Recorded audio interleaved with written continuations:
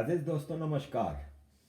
عزیز دوستوں جی S P plus کے حوالے سے کافی پاکستان کا جو ریئیکشن آیا ہے ابھی جو یہاں پہ جنیوا میں ایکٹیویٹیز ہو رہی ہیں جی ایس پی پلس کو ہٹانے کے سلسلے میں، وہ بتاتا ہے کہ پاکستان کو صحیح لگی ہے یہ جو چوٹ لگی ہے جو یہاں پہ. تو دیکھیں پاکستان جی ایس پی پلس کا ناجائز فائدہ اٹھا رہا ہے. یہ پاکستان کو یورپین یونین نے ایک فیسلٹی دی تھی جس سے پاکستان بلینز آف ڈالر کی اپنی سڑی ہوئی ٹیکسٹائل اور گارمنٹس یورپین یونین کو ٹیکس فری ایکسپورٹ کرتا ہے، اور اس کے سلسلے میں یورپین یونین نے سختی سے کنڈیشن رکھی تھی کہ آپ ہیومن رائٹس کے وائیولیشن نہیں کریں گے. لیکن پاکستان بالکل ہیومن رائٹس کی وائیولیشن کرتا ہے، اور کس طرح سے بے دردی سے کرتا ہے یہ سب کو اچھی طرح پتہ ہے. اس سلسلے میں کہا جاتا ہے کہ عمران خان کے بیٹے قاسم خان نے یونائٹڈ نیشنز میں مین کونسل ہال میں جو اسپیچ کی تھی اس میں اس نے کہا تھا کہ پاکستان کو جی ایس پی پلس فیسلٹی سے ہٹا دینا چاہیے. اور پاکستان کے بھی جاہل میڈیا والے اور یہ وہ کہ قاسم خان نے یورپین یونین میں جا کے یہ کہا ہے. بھائی صاحب یورپین یونین الگ چیز ہے، یونائٹڈ نیشنز الگ چیز ہے.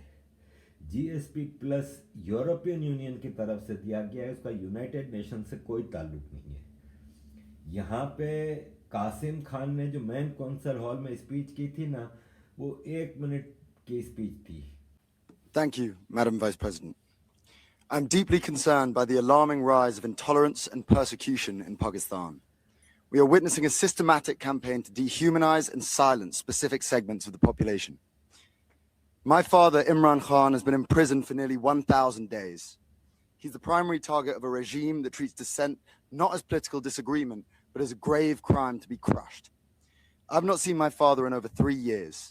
He's held in a solitary confinement cell, a cell built for death row inmates. UN experts have warned the inhumane conditions could amount to torture. This is not neglect. It's a deliberate persecution designed to strip a human being of his dignity. The intolerance extends beyond him. Pakistan has expanded its blasphemy laws to impose life imprisonment, and they've branded citizens as terrorists, fostering a climate of hatred. We ask this council and the OHCHR to urge Pakistan to end this persecution immediately. They must comply with UN working group's opinion, and they must release my father and all political prisoners. Thank you. اور آپ نے اس میں دیکھا کہ قاسم خان نے کچھ نہیں کہا، اس نے صرف یہ کہا کہ پاکستان میں میرے فادر کو 1,000 دن سے سولیٹری کنفائنمنٹ میں رکھا ہے. نقلی کیسوں میں اس کو سزائیں دی گئی ہیں، جسٹس نہیں دیا جا رہا، مینٹل اینڈ فزیکل ٹارچر ہو رہا ہے میرے فادر کے ساتھ. اور ساتھ میں انہوں نے کہا کہ ہزاروں اور بھی لوگوں کے ساتھ یہ ہو رہا ہے، کیونکہ پی ٹی آئی کے بے شمار لوگوں کو جھوٹے کیسوں میں سزائیں دی گئی ہیں. دیکھیں آپ کو اچھی طرح پتہ ہے کہ میں کبھی بھی پی ٹی آئی کا ہمدرد نہیں رہا. میں پی ٹی آئی کی اور عمران خان کی پالیسیز کا شدید مخالف رہا ہوں، لیکن اس وقت عمران خان کے ساتھ جو ہو رہا ہے وہ غلط ہو رہا ہے. ٹھیک ہے نا، مخالفت آپ پولیٹیکلی کسی کی بھی کر سکتے ہیں، لیکن اس کی آڑ میں آپ ظلم اور بربریت کریں یہ غلط ہے. پاکستان آرمی کی ہسٹری آپ اگر ریسنٹ 20-25-30 سال کی دیکھ لیں تو بے نظیر بھٹو آتی تھی، پھر اس کو ہٹا کے نواز شریف کو لاتے تھے اور بے نظیر پہ کیسز بنتے تھے.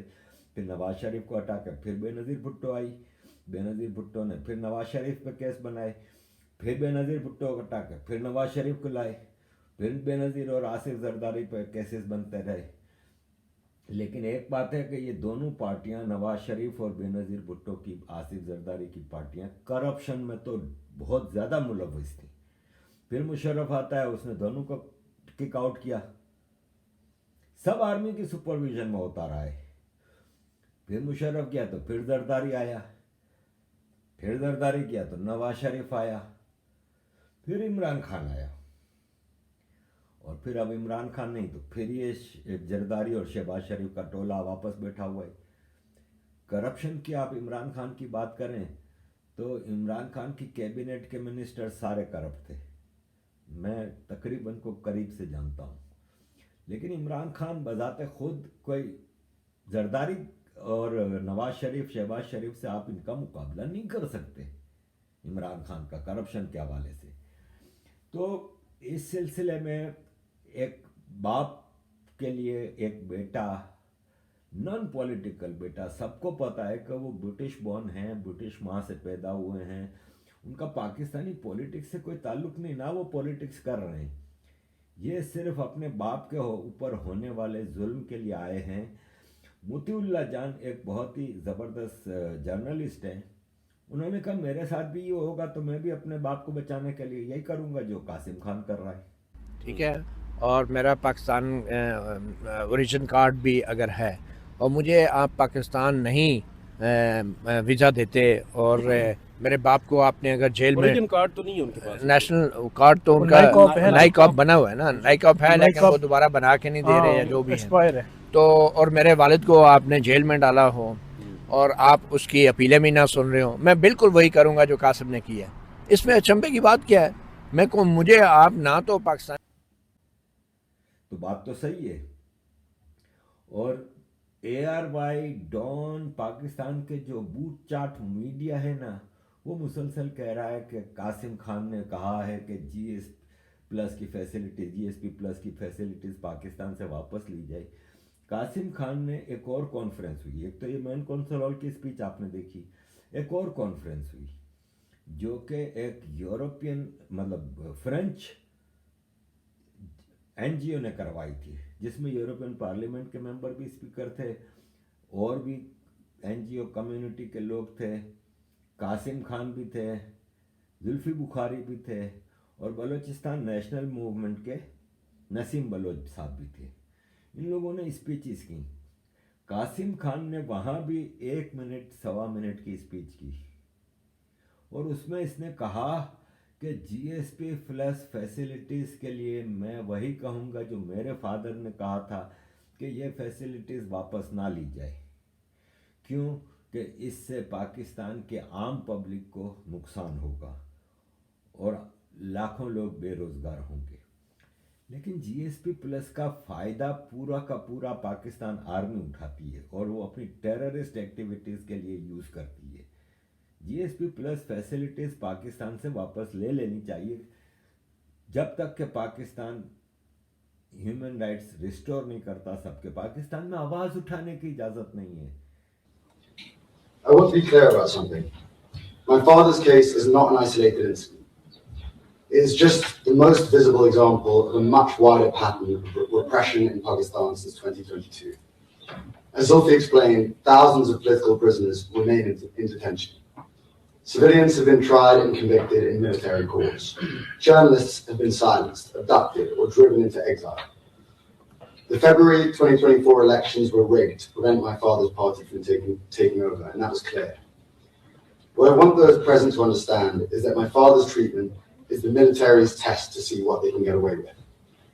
Pakistan made binding commitments under the GSP Plus framework to uphold the international human rights conventions it ratified, including the International Convent on Civil and Political Rights and the Convention Against Torture.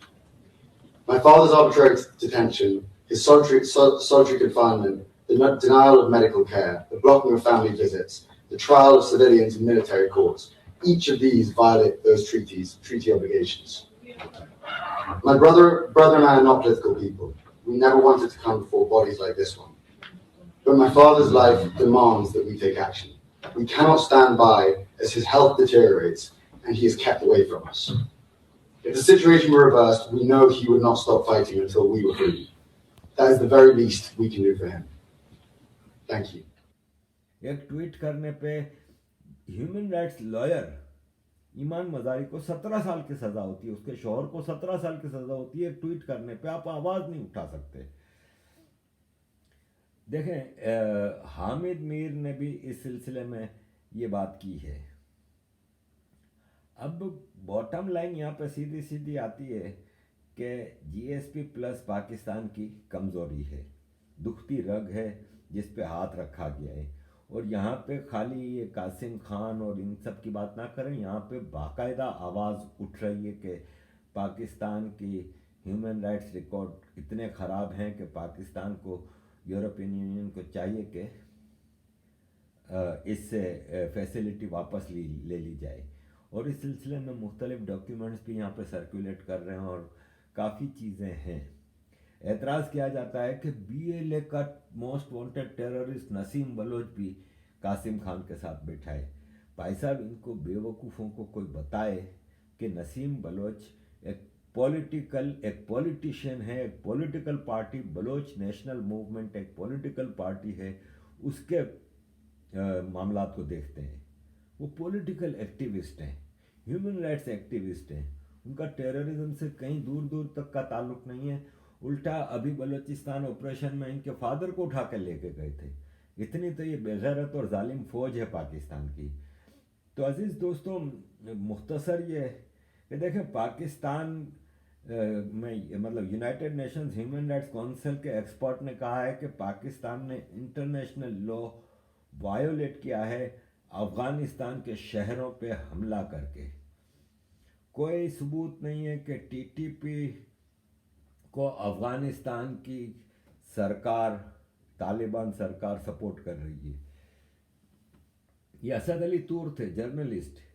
Pakistan کو ایک set back ہوا ہے diplomatic, وہ ہے کہ جو اقوام متحدہ کی جو انسانی حقوق کی کمیٹی ہے, اس کے جو 5 ایکسپرٹس ہیں, ماہرین ہیں, انہوں نے جو اب رائے دی ہے پاکستان کے افغانستان پر حملوں کے بارے میں, اس کو انہوں نے کہا ہے کہ جو پاکستان نے جو انٹرنیشنل لا ہے رائٹ ٹو سیلف ڈیفنس کا, اس کی خلاف ورزی کی ہے, یہ اس پر اپلائی نہیں ہوتا تھا.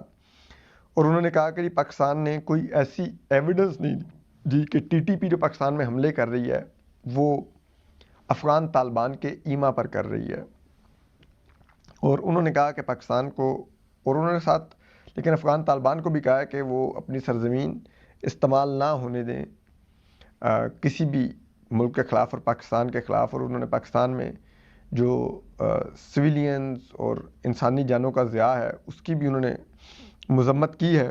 لیکن ساتھ ساتھ انہوں نے پاکستان کا یہ موقف نہیں مانا کہ انہوں نے کہا کہ انٹرنیشنل کورٹ آف جسٹس بھی کہتی ہے کہ صرف کسی گروپ کو اپنی سرزمین پر برداشت کرنے کا مطلب یہ نہیں ہوتا کہ آپ اس گروپ کو سپورٹ کر رہے ہیں.